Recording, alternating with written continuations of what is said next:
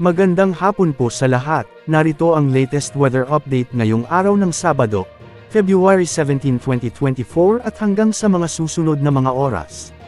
Sa kasalukuyan nakakaapekto na lamang ang northeast monsoon sa extreme northern Luzon samantalang nararamdaman naman ang epekto ng easterlies sa silangang bahagi ng Pilipinas.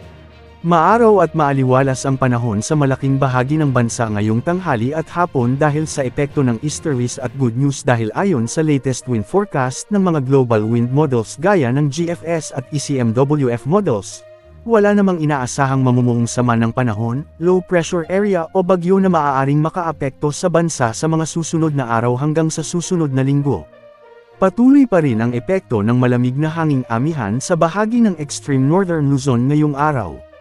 Kaya asahan ang bahagyang maulap hanggang sa maulap na papawiran na may mga pulupulong mahinang pag-ulan sa Batanes at mga isla sa Babuyan.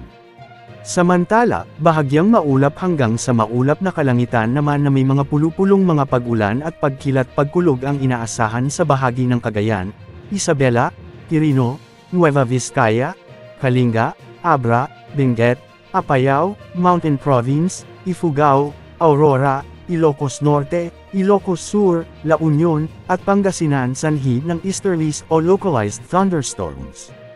Bahagyang maulap hanggang sa maulap na kalangitan na may pulupulong mga pag-ulan o pagkidlat-pagkulog ang iiral sa Bicol Region, Northern Samar, Oriental Mindoro, Marinduque at Romblon dahil naman ito sa epekto ng easterlies o ang mainit na hangin mula sa karagatang Pasipiko.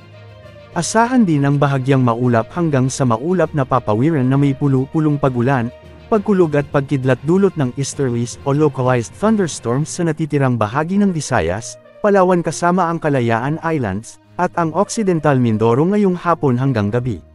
Dahil pa rin sa epekto ng easterlies, ang Eastern Visayas ay makakaranas ng maulap na kalangitan na may kalat-kalat na mga pag-ulan, pagkidlat at pagkulog dulot sa mga susunod na oras. Sa Metro Manila at Mindanao naman, dahil pa rin sa epekto ng mainit na hangin o ng easterlies, ay makararanas ng maulap na kalangitan na may kalat-kalat na mga pag-ulan, pagkidlat at pagkulog ang mga nasabing rehiyon. Magandang balita rin para sa mga kababayan nating mangingisda dahil walang nakataas na gale warning sa alinmang bahagi ng bansa.